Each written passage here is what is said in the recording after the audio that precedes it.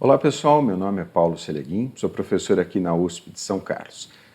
Esse é mais um vídeo da série sobre engenharia aeroespacial e aproveitando algumas sugestões que foram mandadas no último vídeo sobre a origem da vida, lembra, uma das possibilidades era a tal da hipótese panspermica, que a vida foi semeada, foi trazida para a Terra através de asteroides, cometas. Então eu quero falar justamente da queda dos asteroides. Eu vou colocar como questão se é possível evitar a colisão de um asteroide com a Terra e, se for possível, o que fazer, o que a gente pode fazer para evitar essa situação. Para responder essas perguntas, eu vou organizar esse vídeo da seguinte maneira. Primeiro eu quero explicar como são formados e de onde vêm os asteroides, e nessa explicação eu vou falar um pouquinho sobre a analogia que comumente se faz com a espada de Damocles, aquela história da mitologia que fala da espada de Damocles. Em seguida, o próximo tópico, como são identificados os asteroides perigosos. Isso é um negócio interessante, porque você pode participar desse esforço, por exemplo.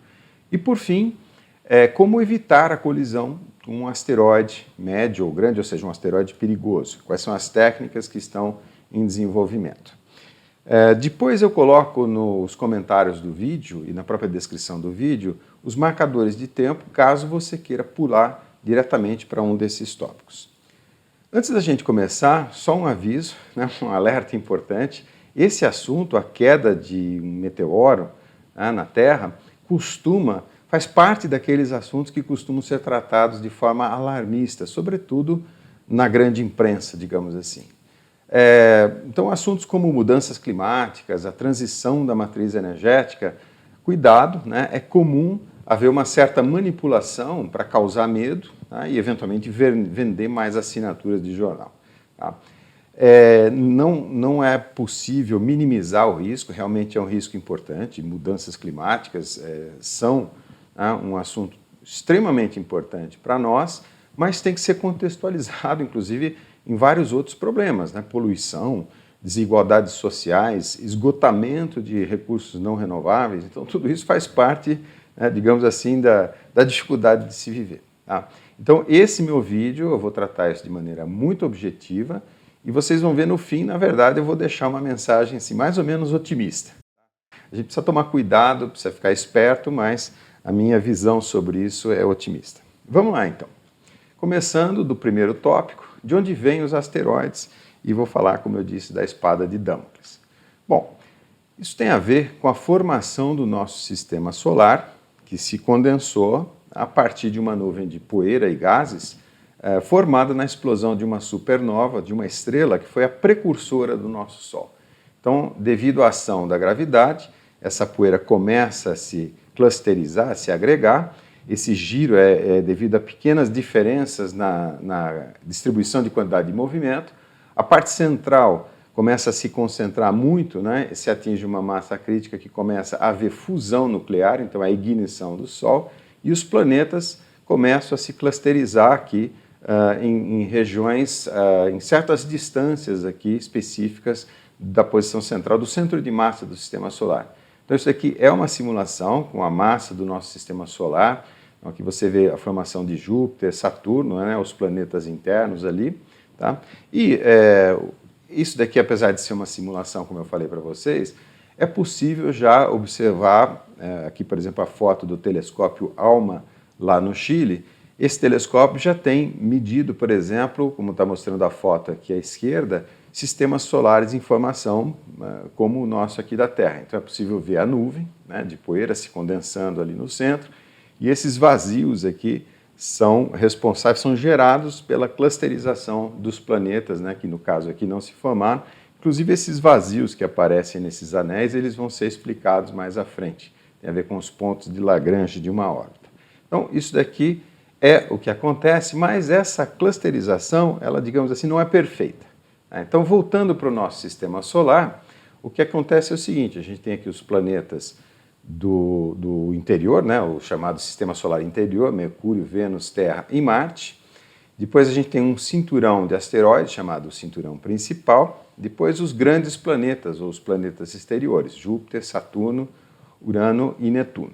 Aqui, esse primeiro anel de asteroides, o chamado cinturão principal, muito provavelmente é material que não conseguiu se agregar num planeta como a Terra e Marte devido à influência de Júpiter. Ou seja, aqui nessa posição, esse material todo fica constantemente sendo perturbado pela gravidade de Júpiter, que é muito grande, é o maior planeta do Sistema Solar. Então aqui as forças gravitacionais do Sol, principalmente, e de Júpiter não permitem a formação do planeta e é justamente esse cinturão de asteroides aqui. Depois eu vou mostrar para vocês, tem alguns outros asteroides aqui chamados de troianos nos pontos de Lagrange da órbita de Júpiter. Mas seguindo aqui para o exterior, né, a gente tem um outro anel de asteroides chamado anel de Kuiper. E aqui, muito provavelmente, esse anel de asteroides aqui tem a ver com o fato da gravidade ser muito baixa aqui, né? A gravidade é baixa, a força centrífuga é alta, tá? Então não é possível formar os planetas. Aqui a gente tem, por exemplo, Plutão. Plutão antigamente era considerado um planeta, agora é considerado um planetóide ou um protoplaneta. E tem outros também, tá? Como Ceres, por exemplo, que é extremamente interessante. Se você tiver curiosidade, eu recomendo, dê uma olhada em Ceres. Ceres tem uma coisa muito interessante que são chamados criovulcões, né? São vulcões de gelo, né? Então emite gelo e esse gelo sublima quando entra em contato aqui com o vácuo mais a energia solar e aí você tem pontos brilhantes em Ceres. Bom, então essa é a origem do nosso sistema e principalmente esses cinturões aqui, que são no fundo e que tem a ver com a origem dos asteroides que caem na Terra ou em vários outros planetas, né? Então acontece o seguinte, né? Nós temos aqui então o anel principal, o cinturão principal, temos os asteroides chamados de troianos na órbita de Júpiter e o que acontece é que eventualmente com a passagem de Júpiter, um desses asteroides aqui do cinturão principal tem a sua órbita ligeiramente alterada, então por exemplo ele pode ser alterado de tal maneira que ele venha entrar em contato aqui com a órbita da Terra, tá? Ou um asteroide aqui dos troianos tem essa mesma perturbação, por algum motivo, né? E ele pode alterar a sua trajetória e vir interceptar aqui as órbitas dos planetas interiores. Isso aqui acontece o tempo todo, né? Aqui, por exemplo, como eu estou mostrando, se chocaria com a Terra. Então, isso acontece o tempo todo, né? Todas aquelas crateras na Lua são prova disso. Marte também. A Terra a gente vê muito menos crateras, mas vê, né? Por causa dos processos erosivos aqui em função da atmosfera e do mar. E a analogia que se faz com a espada de Damocles é porque aqui a gente tem uma quantidade muito, muito grande de matéria, tá? Que pode vir a cair na Terra. Tá? Então tem a ver com o mito, né? Essa história de Damocles. Damocles, na verdade, era digamos assim, para ser educado, né? Um psicofanta, né? Um cortesão ali da corte de Dionísio. Tá? E um dia ele, só para, no português, claro, né? Puxar o saco do Dionísio, falou o seguinte, eu gostaria de trocar de lugar com você para ver, né, o quanto é magnânimo, é magnífico estar no trono aqui. Aí o Dionísio falou, tudo bem, senta lá no trono, mas para você ter a ideia da apreensão que eu sinto aqui no trono, ele pendurou uma espada, como vocês veem aqui na foto, tá, por um fio de crina de cavalo. Ou seja, a qualquer momento esse fio poderia se romper e ferir o Damocles ali. Quando ele então ficou 2 ou 10 ou 15 minutos, não sei, ali no trono, ele sentiu essa apreensão toda e ele pediu para destrocar de lugar.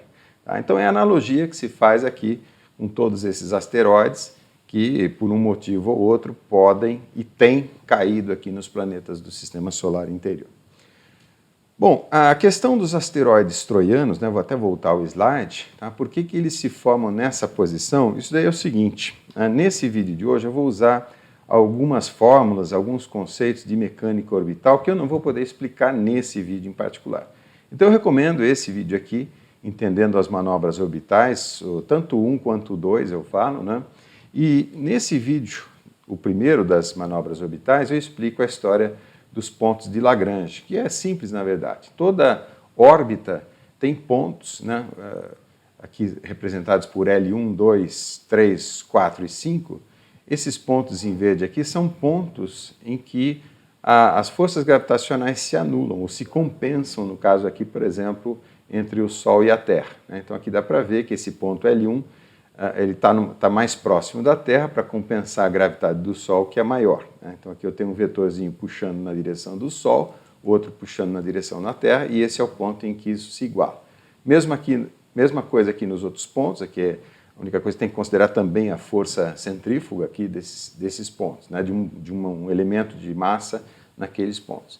Então aqui, especificamente no L4 e no L5, são pontos estáveis, tá? É onde, por exemplo, se você quiser estacionar um satélite, uma órbita cemitério, né? Vamos dizer assim, entre aspas, você deixar os satélites lá, você pode colocar nos pontos de Lagrange. Voltando um slide ali, é exatamente o que acontece, né? Aqui nesses chamados asteroides troianos aqui de Júpiter. Okay? Então eu recomendo que vocês deem uma olhada nesse vídeo para entender um pouco mais a fundo essa questão. Vamos lá. Como eu disse, na Terra tem caído continuamente asteroides, eu destaquei 2 aqui bastante conhecidos. O primeiro dele foi o asteroide que caiu em Tunguska, na Sibéria, na Rússia.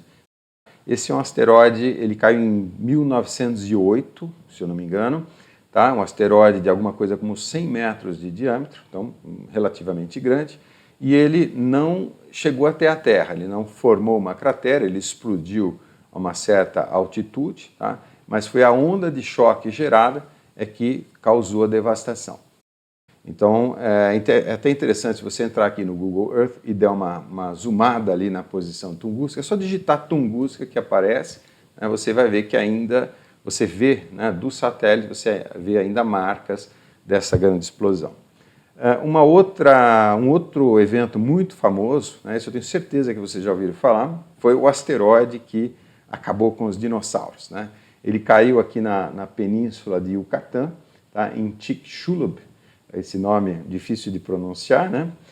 Ele caiu alguma coisa como há 60 a 100 milhões de anos atrás. Esses números realmente, tanto em termos de data quanto do tamanho do asteroide, são muito difíceis de serem precisados, né? Mas é possível ter uma ideia da ordem de grandeza, pelo menos, por exemplo, em função da energia dissipada no impacto.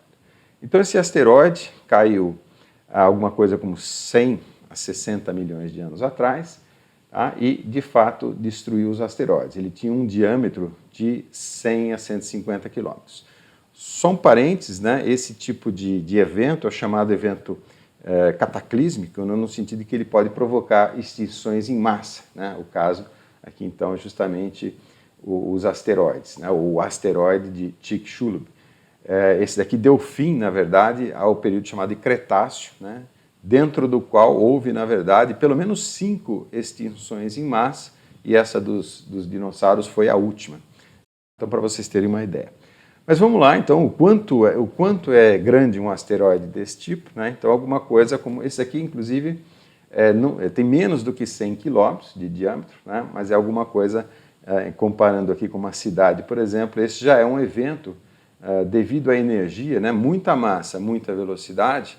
Então, isso vai realmente provocar um evento cataclísmico, tá? E depois a gente vou mostrar estatísticas para vocês sobre esses asteroides, estatísticas levantadas aí por vários pesquisadores. E é justamente aqui, né? Para botar em perspectiva e para fugir daquele tom alarmista que eu coloquei no começo aqui da apresentação, então esse daqui é um gráfico de estatística ou de frequência de queda de asteroides. Ele está nesse relatório da NASA, que eu recomendo fortemente, se você tiver interesse em se aprofundar sobre o assunto. Então, é um gráfico que mostra a frequência, ou seja, o intervalo de queda de asteroide em anos, tá? Em função do diâmetro do asteroide. Esse eixo aqui horizontal ele poderia também ser colocado em termos de energia, né? Em megatons, ou megajoules, ou gigajoules.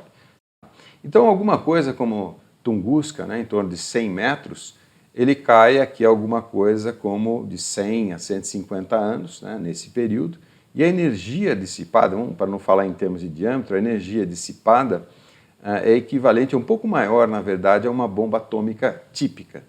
Claro que hoje, infelizmente, a gente tem bombas atômicas que chegam, né, encostam aqui na energia dissipada em Tunguska. Tá? A única coisa, às vezes os alunos me perguntam, Tunguska não não se compara, né, a um Chernobyl, por exemplo, né, que tem muito, muito menos energia, mas espalha material radioativo. Então é danoso à vida por causa do material radioativo, não tanto pela energia dissipada. Então, Tunguska é alguma coisa como, grosso modo, 100 anos, e o Chicxulub, na península de Yucatán, com 10 quilômetros de diâmetro, vai cair alguma coisa como 100 a 60 milhões de anos atrás. E para vocês terem uma ideia, porque a gente tem 100 anos atrás, a gente até tem uma ideia, né? Começo dos 1900, estabelecimento ali das primeiras ferrovias, né, de 1850 para frente. Então a gente consegue situar isso, né, e imaginar o que seria de 100 em 100 anos. Né? 60 milhões de anos, 100 milhões de anos, já é difícil de imaginar o quanto é isso. Então eu coloquei aqui um gráfico, aqui na lateral para vocês, só para vocês verem, né, que há 60 milhões de anos, no fim aqui, no começo do Cenozoico, fim do Mesozoico, aqui está o Cretáceo. Então repara que as placas continentais já estavam bem diferentes, né? A América do Norte estava encostada na Europa e Ásia. Aqui a América do Sul estava bem mais próxima da África. A Índia não tinha encostado ainda no continente asiático e a Austrália estava bem próxima aqui do Polo Sul. Nesse período, a concentração de CO2 era alguma coisa como 4 vezes mais alta que a concentração de CO2 hoje, consequentemente efeito estufa muito mais forte e não havia calotas polares aqui na Terra. Né? Então o nível do mar era bem mais alto, ou seja, era completamente diferente. Então a frequência de queda de um meteoro desse tamanho, realmente a gente vai ver modificações tão drásticas quanto essa que eu mostrei aqui para vocês.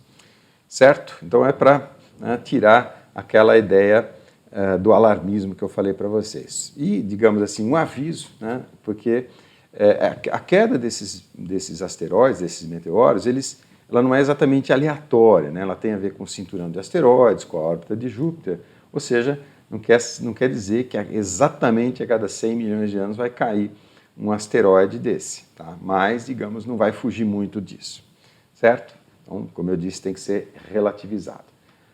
Vamos em frente, o próximo assunto, né, que eu queria mostrar para vocês é como são identificados os asteroides perigosos, sobretudo os perigosos. Isso faz parte de um esforço mundial e qualquer um de nós pode participar, na verdade, disso, até com um equipamento relativamente simples. Eu vou mostrar para vocês. Então, o que você precisa? Precisa de um telescópio. Né? Um telescópio tem de vários orçamentos, aí, dos mais caros aos mais baratos. Você pode fazer o seu comprando as lentes ou os espelhos. Né?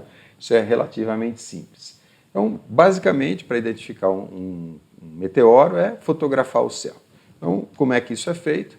Você coloca o seu telescópio numa certa posição, fixa ele naquela posição e tira várias fotos ao longo do tempo. Então aqui, digamos, a foto 1, foto 2, 3 e assim por diante.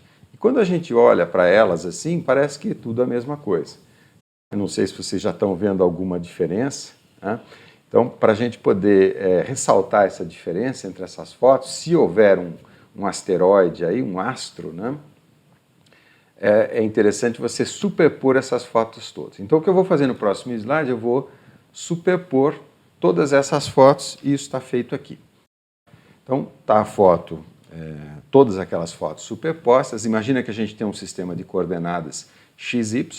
Tá? Só um parênteses aqui, né? Porque uma coisa é você ampliar aquela região do espaço. Aí depois você vai precisar tirar uma foto, isso pode ser feito até com o seu celular. Né? Existem adaptadores de celular aqui para você fotografar essa imagem, depois você faz um tratamento da imagem, por exemplo, usando essas coordenadas XY que eu mostrei. Então ali está marcada a foto número 1, tá? E eu vou passar rapidamente aqui para vocês verem se identifico alguma mudança. Então foto 1, 2, 3, 4, 5, 6, 7. Então dá para ver que tem um pontinho branco ali se deslocando, né? Então é isso, superpôs as fotos, permitiu o deslocamento, eu vou marcar a posição daquele pontinho ali. Foto 1, foto 2, foto 3, né? Foto 4, foto 5, foto 6 e foto 7, e aí você vê que esse pontinho branco, né, esse pixel branco, ele está descrevendo uma trajetória aqui nesse nosso plano. Então, o que a gente pode fazer, como eu disse para vocês, é fazer um tratamento dessas imagens. Então, em cada uma dessas fotos eu preciso identificar a posição daquele pontinho branco. Isso eu posso fazer com um tratamento matemático, uma função chamada de autocorrelação. Tá? De novo, eu não vou explicar a natureza disso, mas é só uma conta, né? Você tem até bibliotecas prontas para fazer isso. Então, se você fizer a autocorrelação da késima foto, né, seria ela autocorrelacionada, é um pleonasmo, com ela mesma. Então, você superpõe as fotos, né, e desloca e faz a integral. Tá? Então, vai dar 0 onde não há coerência e vai dar 1, por exemplo, se você normalizar, onde há essa coerência, ou seja, onde há esse pixel ali. Correto? Então, essa função de autocorrelação, na verdade, é exatamente essa, né, esse índice K aqui da késima foto vai representar esses pontos aqui. Se você superpuser todos eles ou concatenar todos eles, vai dar essa trajetória aqui. Ok? Então, como é que é feito em seguida? Então, essa função de autocorrelação, na verdade, ela é uma projeção, tá, na superfície ali do seu celular, da câmera fotográfica do seu celular, e o que a gente faz é aplicar fórmulas da mecânica orbital, tá, e fazer a deconvolução da função de autocorrelação. Como eu disse, não estou explicando essas contas, eu só estou dando pontos de referência, né, e isso está melhor explicado naquele vídeo que eu mostrei para vocês alguns slides atrás. Então, fazendo a deconvolução, a gente consegue, da função de autocorrelação, determinar, por exemplo, os parâmetros ou até as coordenadas orbitais ao longo do tempo, tá? Ou da posição angular. Então, por exemplo, é o raio da órbita na elipse e a velocidade, mostrados aqui em vermelho e azul, respectivamente. Ou seja, a gente está usando as equações de Newton e Kepler para, a partir da função de autocorrelação, que a gente mede lá com o celular ou com uma câmera fotográfica, determinar os parâmetros orbitais. Então, essas duas fórmulas aqui, essa primeira, tá, é a fórmula da elipse. Se você fez geometria analítica, você já viu essa fórmula, né? Então, a posição radial num ponto da elipse, dado em função da posição angular e em função da excentricidade e do semi-eixo maior.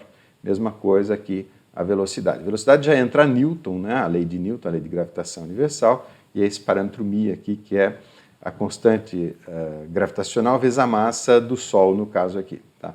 Mas então, resumindo, né, para cada função dessa que a gente determina de um daqueles elementos, então a gente tem, por exemplo, condição de calcular uma tabela como essa. Eu já vou mostrar de onde ela vem, né? Você tem, então, parâmetros orbitais, excentricidade, semi-eixo maior e assim por diante. Essa tabela aqui, não sei se está marcado aqui, é de um asteroide específico que eu vou até marcar aqui, é o 1999 RM45, que é um asteroide de mais ou menos 500 metros de diâmetro que vai passar próximo aqui da Terra daqui a alguma coisa como 45 dias. Tá? Então eu vou pegá-lo e usá-lo como exemplo em alguns cálculos que eu vou fazer mais à frente aqui. Vou calcular a energia necessária para desviar esse asteroide, caso ele fosse cair na Terra, por exemplo. Tá? Isso eu vou fazer um pouco mais à frente. Mas vamos lá, então, isso é feito, né, por uma quantidade muito grande de observadores, inclusive observadores amadores. Tá? E aqui é um gráfico compilado aqui pelo... Eu já vou mostrar esse site para vocês, né, sobre estatísticas de observação em função do ano aqui. Né? Então, a gente vê, nós estamos em 2020 e já tem aí alguma coisa como 25 mil asteroides próximos da Terra, orbitando em torno da Terra, e aqui com uma divisão. Né? 140 metros são asteroides pequenos, isso aí vai alguma coisa como Tunguska, né? E do quilômetro para cima já é um evento cataclísmico. Né? Um pouco mais do que 1 quilômetro, eventualmente é um problema de extinção mesmo. Tá?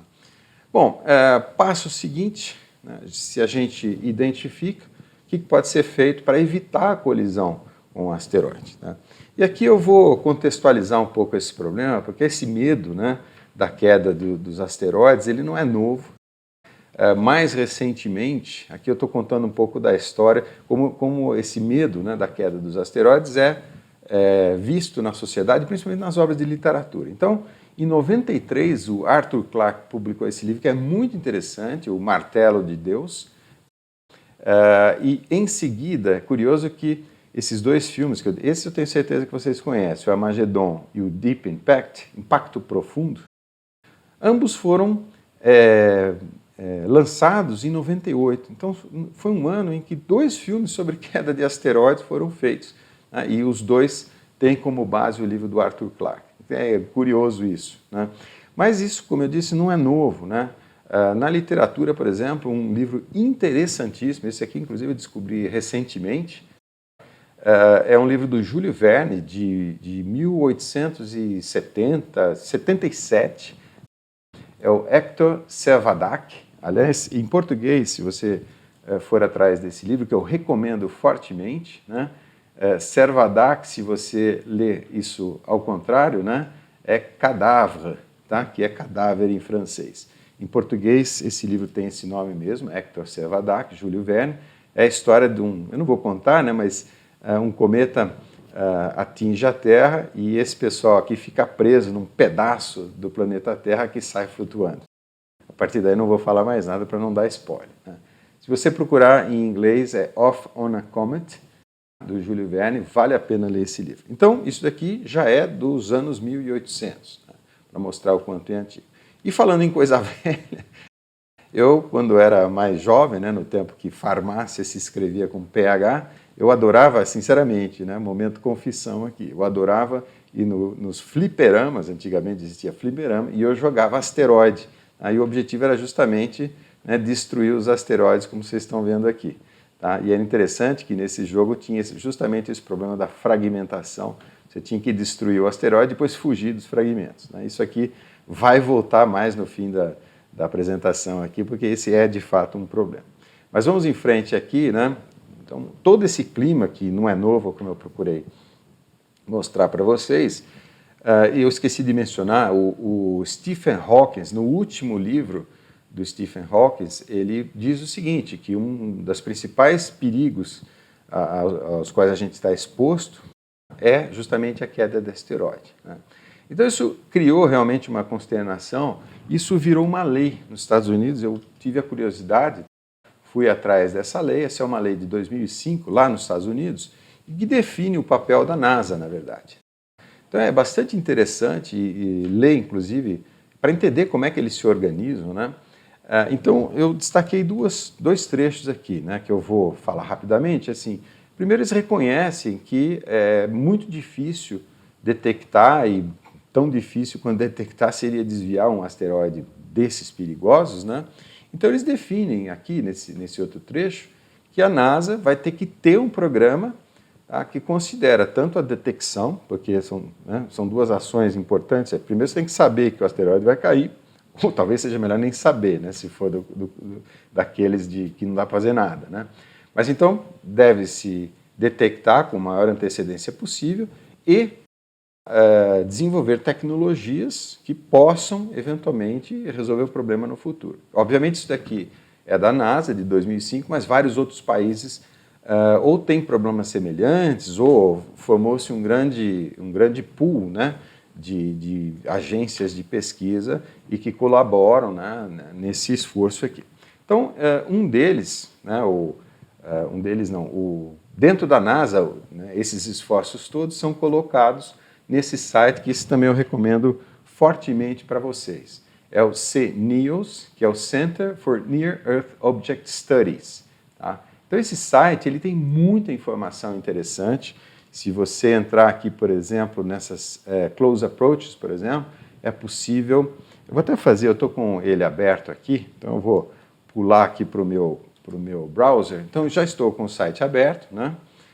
Se você entrar aqui em close approaches, por exemplo, NEOS, vamos lá, estou fazendo isso em tempo real. Então, você tem tabelas aqui, então, que você pode, por exemplo, vamos ordenar pelo tamanho, né? Então eu tenho aqui olha lá, aquele que eu falei para vocês, o 1999, RM45, ele vai passar aqui em 2 de março, tá, de 2021, esse ano de agora, né, eu estou gravando no 25 de janeiro, então alguma coisa como um mês e alguns dias. E ele tem alguma coisa como 350, 780.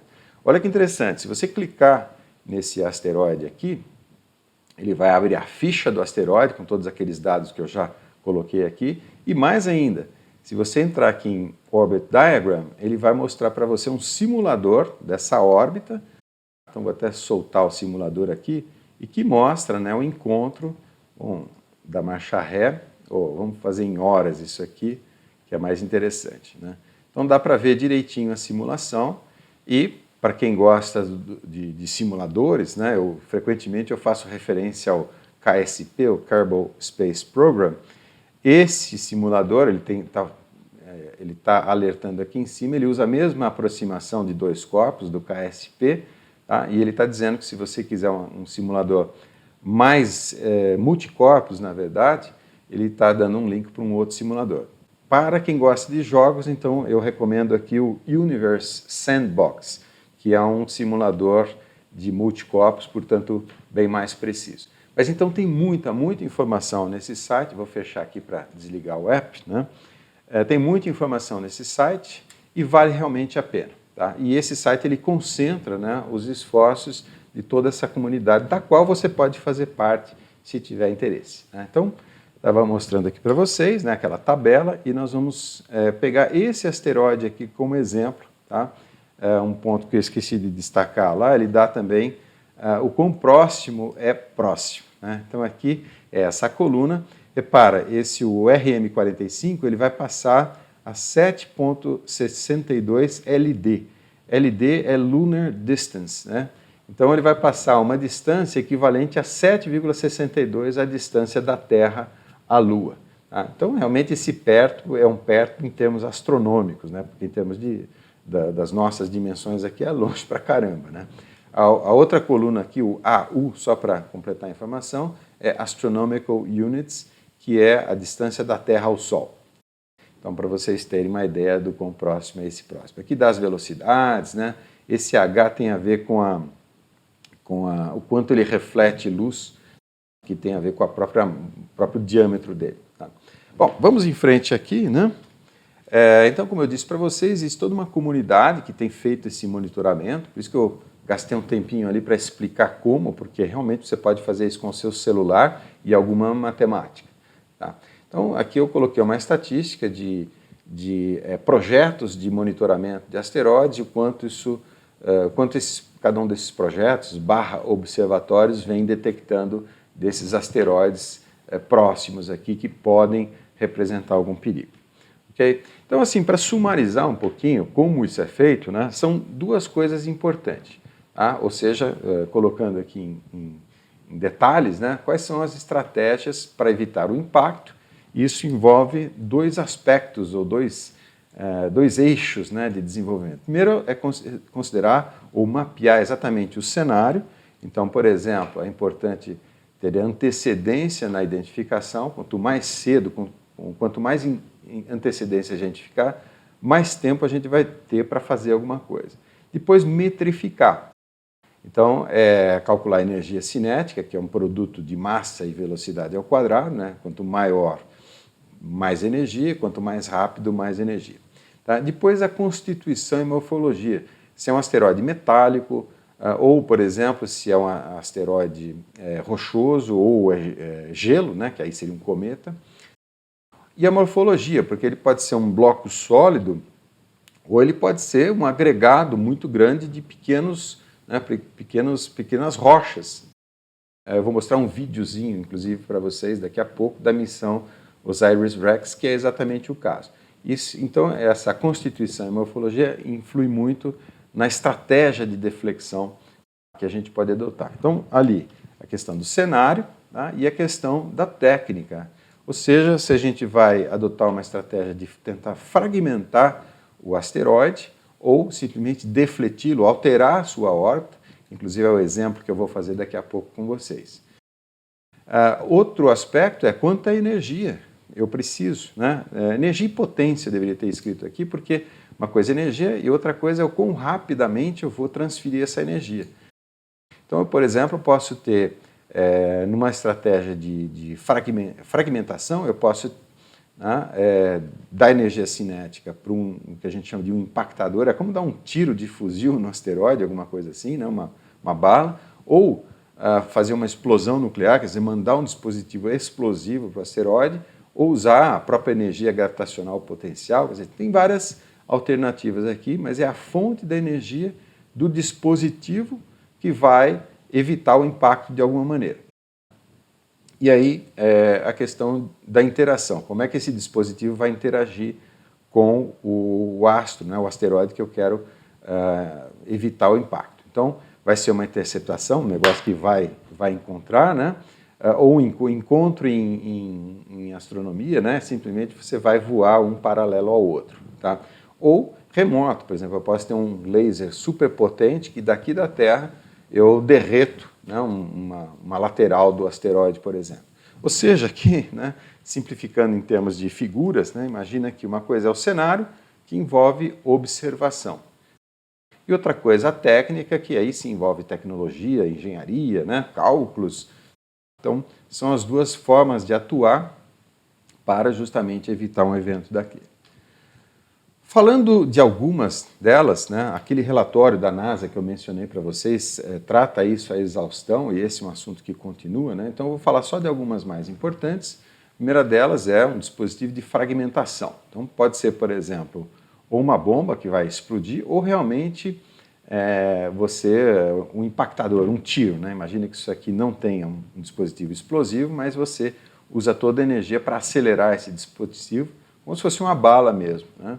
Então a ideia é que você fragmente o asteroide e ele, por exemplo, esses fragmentos, alguns podem escapar da atmosfera terrestre e realmente não atingir, não causa nada, e supostamente os menores aqui são dissipados aqui no atrito com a atmosfera. É o que acontece, por exemplo, no impacto profundo. Né? Eles conseguem, o pior deles ali, eles conseguem fragmentar e vir uma chuva de meteoros, e a primeira parte do asteroide que eles não conseguem desviar, essa sim, né, cai e causa um tsunami gigantesco e tal. Problemas que o pessoal sabe que essa técnica tem, isso é bem recente, tá? Então ele pode, em poucas horas, na verdade, se reagrupar. Né? Então você fragmenta o asteroide, obviamente as partes, elas têm atração, né? Então isso pode se reagrupar se você, né, não alterar o centro de massa aqui. Então, existem trabalhos científicos que mostram que simulações, né, esse reagrupamento pode acontecer em alguma coisa como 3 ou 10 horas. Né? Então, você gastou uma energia danada para não conseguir nada, na verdade. Então, só para ter esse efeito aí de expandir e contrair. Um outro problema que isso pode ter, que depende de como a fragmentação ocorre, por isso que é importante conhecer a morfologia do asteroide. Então, você pode, por exemplo, gastar parte dessa energia aqui, tudo bem, para fragmentar em 2 pedaços, mas a outra parte da energia você, por exemplo, altera, né, a distribuição aqui nos modos de energia. Então, por exemplo, alterar a rotação dessas partes. Então, a energia aqui deveria ser gasta para gerar pedaços menores, na verdade não gera, mas gera pedaços que giram mais rápido. Né? E para evitar a queda lá, isso não faz diferença nenhuma, na verdade. Então, são problemas, e aí que está aquela parte da técnica, né? Muita engenharia, muita ciência para desenvolver. Um outro problema que pode acontecer, e aqui eu vou mostrar um videozinho, é a possibilidade, né, do asteroide simplesmente absorver o impacto. Então imagina que ele não é um corpo massivo, como o desenho aqui sugere, ele pode ser uma espécie de pilha de pedras, né? Imagina um morro de pedra britada, como a gente tem aí nas construções. Né? Então, e você lança um impactador, ele simplesmente se enterra ali naquele monte de brita e não acontece nada.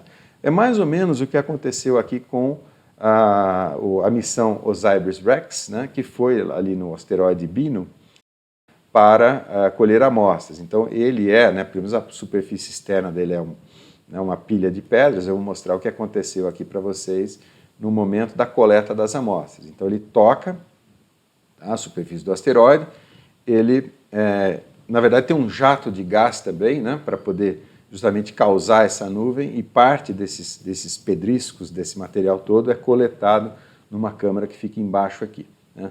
Na verdade, inclusive, vocês sabem, né, que coletou até demais, a porta depois não conseguia fechar porque ficou bloqueado, mas aí eles conseguiram resolver o problema e ele deve lançar essas amostras que foram coletadas em 2020, deve lançar agora, deve mandar de volta para a Terra, né, deve partir para retornar à Terra agora em meados de 2021. Tá? Vamos ver, esse material aqui vai ser interessante depois analisar. Bom, vamos em frente aqui, né? Uma outra técnica, em vez de explodir o asteroide, é tentar defletir, tentar alterar a sua órbita.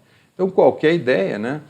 Olhem aqui, né? Então imagina, a Terra está se deslocando, e a Terra se desloca de um diâmetro mais ou menos a cada 7 minutos. Isso varia um pouquinho, porque a órbita da Terra não é perfeitamente circular, né? Uma elipse quase, né, com excentricidade muito pequena, tá? Mas, grosso modo, digamos que 7 minutos. Tá? Então, suponha o seguinte, que esse asteroide, né, aqui ela está se deslocando 2 diâmetros, né, no caso aqui dessa posição para essa são 2 diâmetros, e esse asteroide ia justamente impactar a Terra aqui.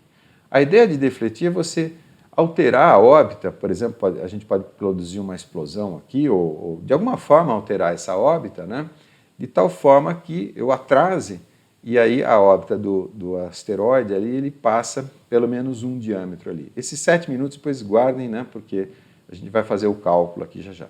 Eu posso fazer uma transferência de quantidade de movimento para o asteroide, para alterar essa órbita, e essa transferência pode ser instantânea, como no caso de um impactador, ou pode ser gradual, ou seja, eu posso com muita antecedência ir lá no asteroide, instalar um motor de propulsão iônica, por exemplo, que é extremamente eficiente, e aí, durante anos ou eventualmente décadas, ele fica atuando para alterar a órbita, né, alterar o período, na verdade, da órbita desse asteroide, só para ele não encontrar. Quer dizer, ele vai cruzar a órbita da Terra, mas quando ele cruzar, a Terra já saiu dali. Tá? Ou se você acelerar, a Terra ainda não chegou naquele ponto. Né? Lembra, para acontecer o impacto, eles precisam estar no mesmo lugar e no mesmo tempo, certo? Então, a gente altera um desses dois parâmetros.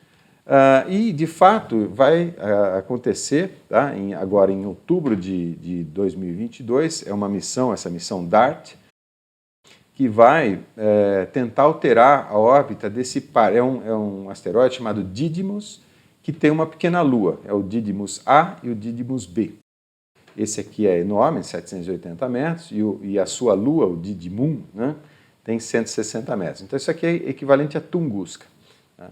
Então, essa missão foi lançada e vai ter um impactador, uma massa que é acelerado muito rapidamente, né? Ele vai impactar aqui a lua de Didymos, e a ideia é medir o quanto esse período aqui é alterado. Né? Isso é uma missão de demonstração dessa tecnologia, então isso vai acontecer agora em outubro de 22. Lembrando que eu estou gravando esse vídeo aqui em janeiro de 21. Né? Então, alguma coisa como 1 ano e 10 meses aqui vai ter essa demonstração. Então, esse é um evento real que vai acontecer, eu recomendo que vocês acompanhem. E para entrar no exemplo, né, como eu estava dizendo para vocês ali, do 1999 RM45, que é um asteroide, para vocês terem uma ideia, que se caísse sem ser dissipado na Terra, né, sem ser dissipado na atmosfera terrestre, ele se compararia, né, por exemplo, aqui com a cidade de Nova York. Então, se ele cair com esse diâmetro todo aqui, realmente é uma situação cataclísmica. Né? Lembrando que, no caso aqui, ele ia diminuir bastante por causa do atrito com a atmosfera. Mas, vamos fazer o seguinte cálculo. Quanta energia é necessária para atrasar a sua órbita de 14 minutos? Tá? Então, eu tenho todos os dados que eu preciso. Lembra lá no site da NASA, a gente tem todos os parâmetros orbitais, tá? Tem até o simulador, como eu mostrei para vocês. Mas eu quero mostrar aqui como exemplo mesmo o cálculo e principalmente da energia necessária para gerar esse atraso. Então, qual seria a estratégia? De novo, isso está bem explicado lá naquele vídeo sobre manobras orbitais. Então, acontece o seguinte, tá? Você tem aqui o asteroide em órbita em torno do Sol, o Sol ocupa um dos focos, e lembra da manobra de transferência de Hohmann, né? Ou seja, o ponto da órbita de um determinado corpo, no qual você gasta a menor quantidade de energia, ou ΔV, como a gente diz, para produzir uma alteração significativa. Essa é a ideia. Então a gente tem aqui a órbita do asteroide, o RM45, todos os seus parâmetros orbitais, né, a excentricidade, o semi-eixo, aqui o periélio, que é essa distância daqui a aqui, tá? E o período. O período dele é 2,18 anos e a gente quer atrasar, então, em 14 minutos, ou seja, eu quero um novo período de 2,18 mais 14 minutos, ou seja, eu vou atuar, vou acelerar, né, ou desacelerar, na verdade eu vou acelerar, é que as contas vão mostrar se eu devo acelerar ou desacelerar, mas então eu vou aumentar a energia dessa órbita, né, por exemplo, com um motor, tá? Essa órbita vai ficar um pouquinho mais excêntrica, né? Então ele vai cumprir uma trajetória, vai passar por uma trajetória mais alongada, consequentemente vai levar mais tempo, por exemplo, para chegar nessa posição aqui. Na verdade, os 14 minutos se refere a voltar de novo naquela posição. Mas é a mesma coisa, né? Se é periódico, tanto faz o início da mensuração do período, ok? Então essa é a ideia. E a ideia é quanta energia eu tenho que transferir, quanta energia cinética eu tenho que transferir para o asteroide para poder obter 14 minutos de atraso aqui nessa órbita. Tá? Então eu vou usar as fórmulas ali, no caso Kepler mais Newton. O Newton não cabia no slide aqui, então eu botei só o Kepler, né? Então vamos fazer alguns cálculos. Primeiro, a relação entre os períodos das órbitas e os semi-eixos maiores das respectivas órbitas, né? Isso aqui é Kepler. Então aqui eu tenho o período original T, que é o 2,18 anos, e o período da nova trajetória, que eu coloquei Raman aqui, porque eu estou fazendo a transferência de energia justamente aqui no periélio, tá? Que é o ponto onde a gente obtém o maior efeito para a menor quantidade de energia transferida. Tá? Então eu tenho o seguinte, né? Esse período aqui no numerador, eu sei, é o 2,18 mais 14 minutos, aqui é o semi-eixo maior da órbita original e aqui é o novo semi-eixo maior. Tá? Então, fazendo as contas, isso não vou fazer, eu deixo para vocês, tá?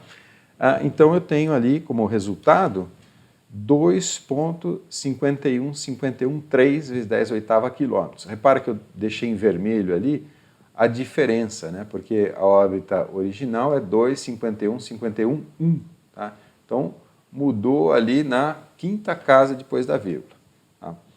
Então, tudo bem, isso só para ter 14 minutos de diferença. Então, parece que realmente é um nada, então a gente não vai gastar muita energia, supostamente. Né? Vamos em frente com os cálculos aqui. A nova excentricidade, então eu vou usar uma outra formulinha aqui, na verdade essa fórmula aqui é de elipses. Né? Então, a nova excentricidade, já que o periastro, ou periélio, né, é o mesmo, né, ele está passando no mesmo ponto ali, então esse RP, na verdade, é o P aqui, tá? Faltou um RP ali em cima. Então, fazendo as contas, né, já que a gente determinou o semi-eixo maior, então eu tenho uma excentricidade de 0,64414, e aí os números em vermelho é a diferença, né? Então, ali, 64414, aí 109, e aqui 3992. Ou seja, está lá deixa eu até contar aqui, 1, 2, 3, 4, 5, na sexta casa depois da vírgula. Vamos em frente só para calcular a nova velocidade, né? Porque aí sim eu tenho como calcular a energia cinética. Então aqui vou usar Newton, na verdade. E aí, por isso que eu tenho a constante gravitacional aqui, tá? Que é em torno do Sol, para órbitas em torno do Sol.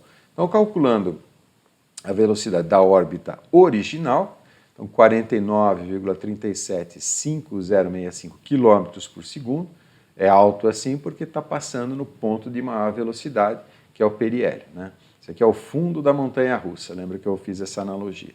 E a nova velocidade é só, o periélio é o mesmo, tá? É só alterar o semi-eixo maior que a gente calculou no slide anterior. Né? Então eu vou ter ali 49,375,108, aqui em vermelho estão destacados, né, os números diferentes, ou seja, da quarta casa depois da vírgula em diante. Então parece que é um ΔV muito pequeno e eu vou gastar muito pouca energia.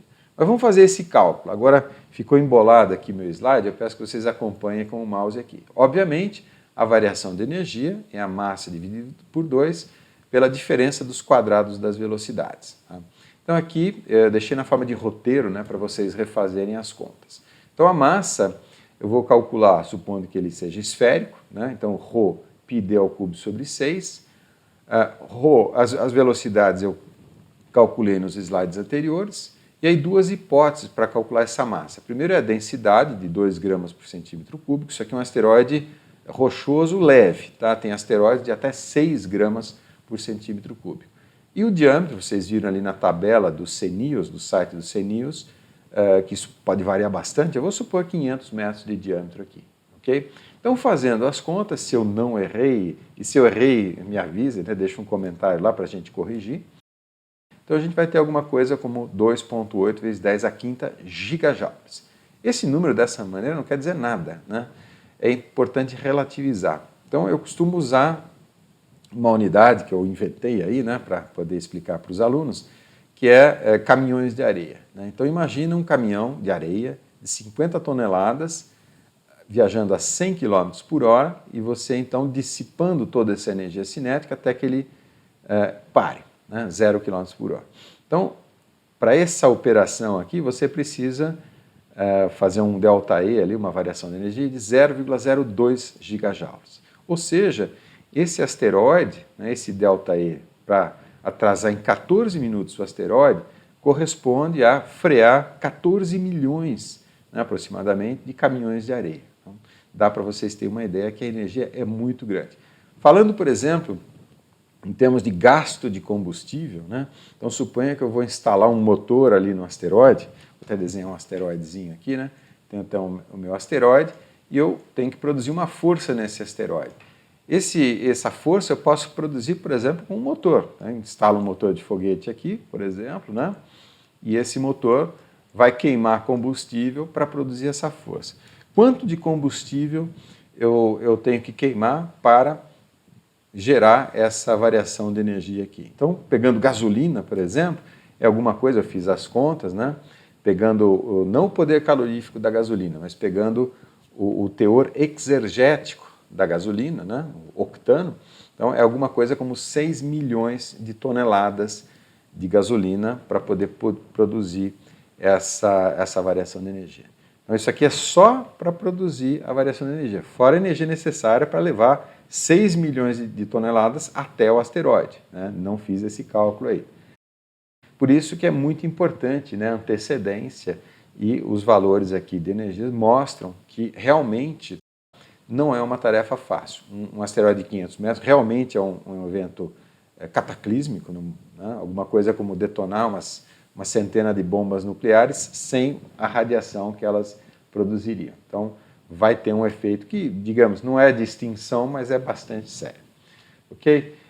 Então, para não parecer alarmista, eu volto naquele slide, tá, das estatísticas de frequência de queda desse tipo de asteroide. Né? Então, lembra, Tunguska a cada 100 anos, o Chicxulub alguma coisa como centenas de milhões de anos, e esse daqui, né, em torno de 500 metros, ele vai cair alguma coisa como de 100 mil anos, 90 mil anos aqui no gráfico. Tá? E 90 mil anos é outro número que é difícil de imaginar, na verdade. Então, eu vou usar um outro gráfico aqui, na verdade. Então, voltando a 90 mil anos atrás, na verdade, lembra, a agricultura foi inventada há 10 mil anos atrás. Antes disso, a gente era caçador-coletor, né? E alguma coisa como há milhões de anos atrás, éramos realmente primatas, mas há 90 milhões de anos, perdão, há 90 mil anos atrás, o que acontece é que existiam três, né? Aqui eu vou até fazer um risco aqui para vocês identificarem, alguma coisa como 100 mil anos atrás, existiam 3 espécies humanas, né? Existia o Homo sapiens, como eu disse, Homo sapiens é um exagero, porque a gente não é tão sapiens assim, né? Mas conviviam nos mesmos ambientes o Neandertal e o Heidelberg, o homem de Heidelberg. Também ele estava desaparecendo, mas nesse período aqui ainda existia alguma coisa. Então, assim, é tanto tempo atrás que isso é anterior, bem anterior à agricultura. Isso em plena era do gelo, na verdade. Tá? Isso aqui, né, o gelo chegava, por exemplo, até mais ou menos os Estados Unidos, o Canadá inteirinho era congelado, e aqui no hemisfério sul o gelo chegava, possivelmente, né, a calota polar antártica emendava no sul da América do Sul, né? E aí o campo de gelo ali nas cordilheiras subia possivelmente até o Atacama, era tudo um Atacama chileno, né? Isso aí tudo era um campo de gelo, ok? Então, só para vocês terem uma ideia que a frequência desse tipo de evento. Vamos lá, então, só para terminar, né, começar a terminar, tentar agregar alguma coisa, porque, como eu disse, tem várias outras técnicas que eu não vou descrever aqui. É o que eu chamo de zoologia das técnicas. Então, a explosão nuclear, ou os impactadores de alta velocidade, são os métodos impulsivos. Métodos de baixo empuxo, por exemplo, aquele motor que você atraca no asteroide. Tá? A ablação superficial seria esse slide aqui, de alguma maneira você derrete uma lateral do asteroide e esse material que ele ejeta gera uma força propulsiva. Os tracionadores gravitacionais, isso é interessante, você põe um foguete aqui na frente do asteroide, né, e há uma atração gravitacional entre os dois, por isso que eu pus o Newton ali. Né. Então, se você tiver um motor, você compensa essa força gravitacional, tá, e eventualmente consegue atuar à distância, sem contato, no asteroide. Isso aqui funcionaria legal, por exemplo, para aqueles asteroides que são pilhas de pedras, né. Bom, vários outros aqui, motores de massa de reação, né? Não vou entrar no detalhe. Um interessante que eu queria falar são os métodos passivos, tá? Que é o tipo radiômetro ou o efeito de Yarkovsky. Esse é interessante porque você pode, por exemplo, pintar de branco uma lateral do asteroide, então ele vai irradiar energia térmica de maneira diferente, dependendo se está do lado pintado ou do lado não pintado, né? E esses fótons emitidos têm uma força de empuxo, né, que é o chamado efeito de Yarkovsky. O radiômetro é o contrário, são fótons de luz solar, né, que transferem quantidade de movimento aqui para essas superfícies pretas e brancas aqui do radiômetro. Tá? Então são várias técnicas, mas eu posso, naquele relatório da NASA, tá, de novo eu vou ressaltar aqui o relatório, tá? Existe uma espécie de classificação de que técnicas você pode aplicar para que condição. Então, por exemplo, em termos aqui da antecedência do aviso, do conhecimento do evento perigoso e do diâmetro. Aqui você pode também pensar em termos de energia. Então, vamos lá, eu vou até fazer uns desenhos aqui no gráfico. Alguma coisa como de 100 metros para baixo, não vale a pena atuar. Então, ele coloca ali como defesa civil, mas, ou seja, ações para mitigar os efeitos locais daquele impacto. Tá? Então, defesa civil. Para asteroides muito massivos, né? Então, alguma coisa como 10 quilômetros, não tem muito o que fazer hoje, tá? A não ser as tecnologias nucleares, então, alguma coisa assim. Tá?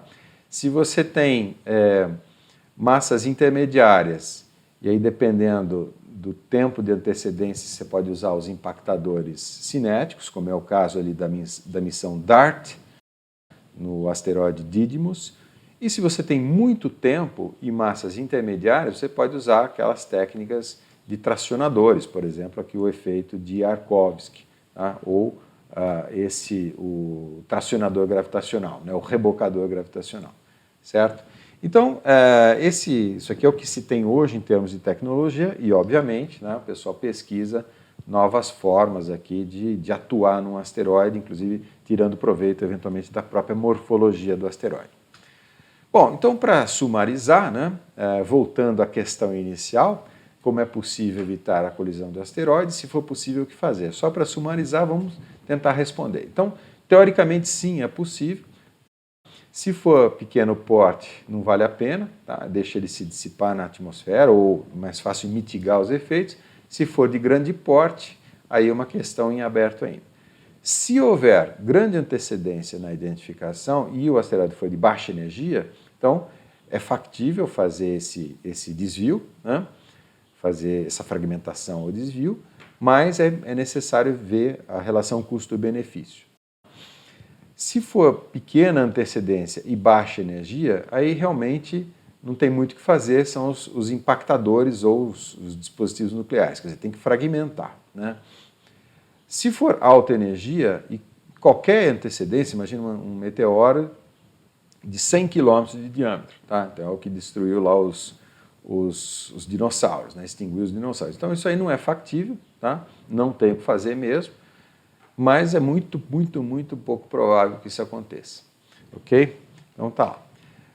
Bom, para encerrar, né, eu queria voltar naquela questão do alarmismo, né? Então não ao alarmismo, porque, como eu disse, isso tem que ser relativizado em termos de outros problemas que a gente enfrenta, até no dia a dia mesmo, poluição, né? Desigualdades sociais, agora, né, nos anos de 20 e 21, a crise pandêmica, espero que fique no 21, né, que a gente, terminando o 21, a gente já vire essa página. Então a gente tem que relativizar esses riscos todos. E aí sim a mensagem otimista, né, não sou eu que estou dizendo, é o próprio Stephen Hawking, no seu último livro. A verdade é que todos esses riscos que a gente vem passando, inclusive riscos pandêmicos, né, ao longo da nossa história, a ciência e a tecnologia têm nos livrado de problemas, né, como esse, e até bem piores do que esse que a gente vive hoje. Então, a bomba de Malthus, né, não sei se vocês se lembram disso, a bomba demográfica de Malthus foi desarmada como? Ganhando produtividade nos processos agrícolas, né? Então, tecnologia e ciência aplicada na produção de alimentos, ok? Então, quem sabe, né, esses meteoros todos, esses asteroides e tal, se transformem no futuro em belas chuvas, né, de estrelas cadentes, né, chuva de meteoros, como eu estou mostrando nesse vídeo aqui. Ok, pessoal? Então é isso. Fico à disposição, agradeço as sugestões, esse vídeo aqui eu fiz em função de sugestões e fico à disposição, né, ali no chat para vocês ou até nos comentários para responder perguntas e, por favor, né, continue mandando sugestões. Até lá, pessoal.